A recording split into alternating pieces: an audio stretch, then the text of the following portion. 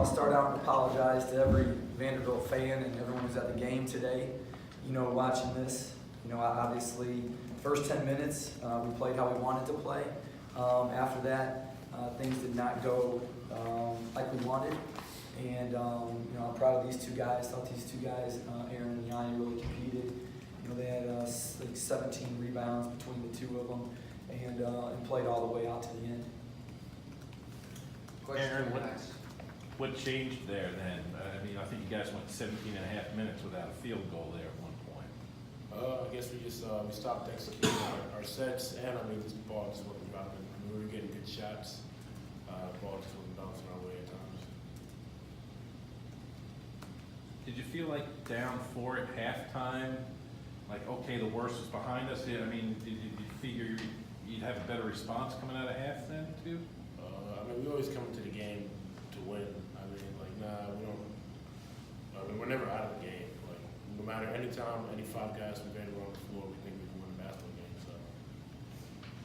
So Aaron, is there no part of you think this team that wants to get to the off season? Do you feel like the fire is still there with all the guys on this team with 2 games left? Yeah, we're competitive. We don't give up. We wouldn't be here if we just rolled over and showed our stomach. So we're gonna fight to the end, no matter what. For both of you guys, how difficult has this been? For both of you guys. Obviously, it's not easy losing. Probably one of the hardest years I've had in my life. But I think it's a testament to a lot of the guys that none of us have shown give. We still turn up for practice every day and we show heart. And it may look like it on the floor today, but deep down, I don't think that anyone really had given them. We just couldn't execute. We struggled with their press today. Too many turnovers and just too many errors. More for the guys. Do you guys feel like you have the right schemes going, or are you being prepared well for this? Yeah, we started off, we are definitely preparing well. We're practicing hard still, we're still going at it every day. I thought we started off with a lot of energy. We came out the gates, I think it was 11-3 or something, and then we just unfortunately flattened out and we just couldn't really break their press, so that's what we struggled with today. But I think I'm still getting better in practice. It's just an unfortunate result today. Aaron, emotionally, what is this like? Because you guys are still going to class, having your everyday life, and you have to deal with this. What is this like emotionally for you? Well, it hurts, of course. Everybody on the team's hurting, everybody on the staff's hurting. So it's just a real testament to our character because we still come to practice every day, happy, smiling, laughing, cracking jokes, and working hard. So it just shows about all the good people and the good environment we have in Vanderbilt. So. Aaron, nobody wants to ever use injuries as an excuse, but not having that's a bad opponent to be another man down, isn't it? Did fatigue become an issue, you think? Not really. We work hard in practice. We run every day, make sure we're in shape. So, Coach, we push us every day to make sure that we give our all every game we play. So I wouldn't say fatigue is a factor. And you got your third with, I think, 36 seconds left in the first half. Did that impact the way that you had to play at all? Nah, if I foul out, I foul out. I'm sort of play aggressive and do what I do on defense. It's just part of the game. Just got to be smarter.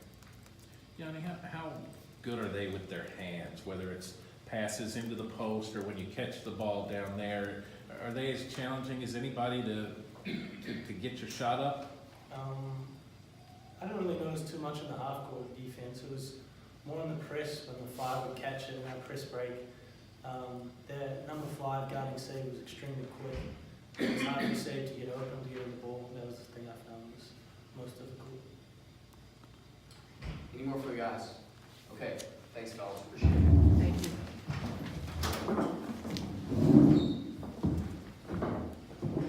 Bryce, is there any concern for you that you guys nearly knock off ranked opponents, Kentucky and Tennessee and all that, against a team that's struggling in Arkansas? You guys play far worse. Is there a concern that happened in this game? You go through, and we were up 10, 7 minutes into the game. So, we had a game plan. We came out, we executed our game plan. As the game went on, I think that next stretch, I get back in the game, we turned the ball over a bunch. We didn't make shots. You go to the question, whether the team give up, or they play hard. Well, We missed 21 threes, a lot were wide open. If you make 5 of those and you can go 11 for 27, all of a sudden now maybe you're playing hard. You know, we had a lot of looks that just go in. We had 19 offensive rebounds, which means our guys are still going and they're competing.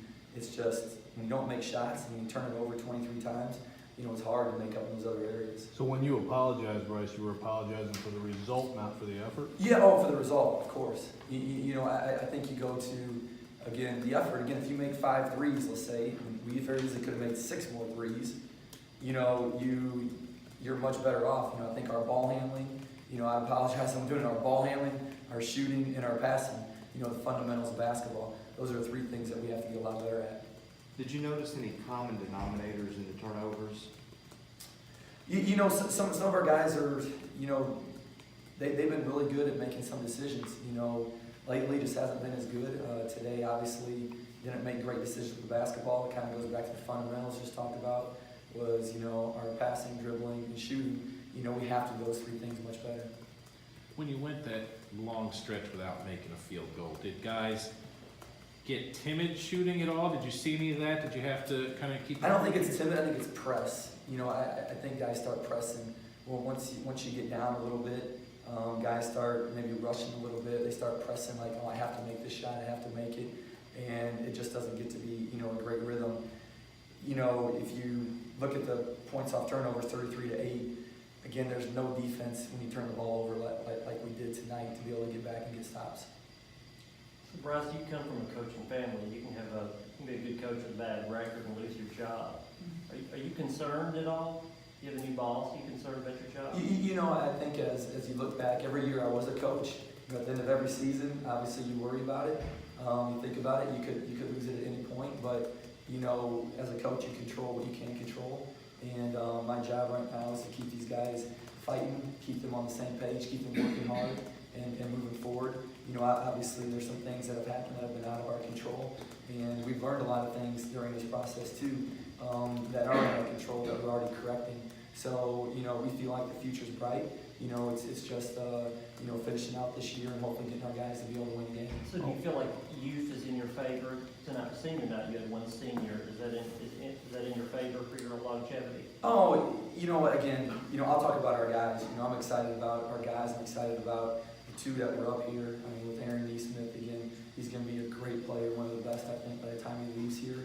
And we're really excited about him. We're excited about, you know, the new guys we have coming in. We're excited about Ejike Obina, who's almost 250 pounds now, redshirting this year. And so we're really excited. And as you add some ball handling, shooting, and passing in with some of these guys, now some of these guys' strengths get to come out even better. And that's what we're working towards. What was the mood in the locker room like with the players afterwards, and what did you say to them? Yeah, you know, we talked, you know, about some of these areas here, just how we have to be better. And tonight's not who we are. It's not, you know, we're better in practice than what we are today in the game. And we got a couple games left at least that we need to show up like we do in practice and play much better. 0-17, this loss, first home losing record. Is this personally embarrassing to you? You know, there's a lot of things. I think you hang, you know, a lot of positive things. You know, we're the first staff to go against state tournament our first year. You know, we recruited the best player to come to this school.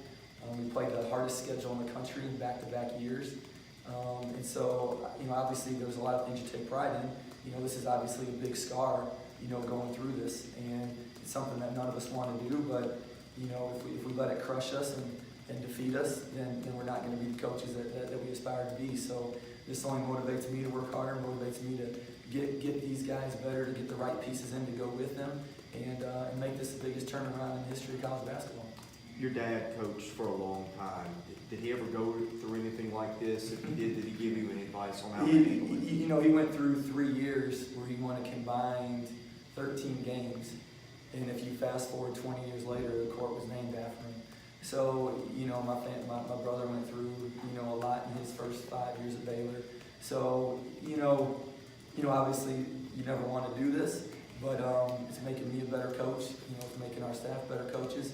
And again, you know, our goal is to make this the best turnaround in the country. Any more for Coach?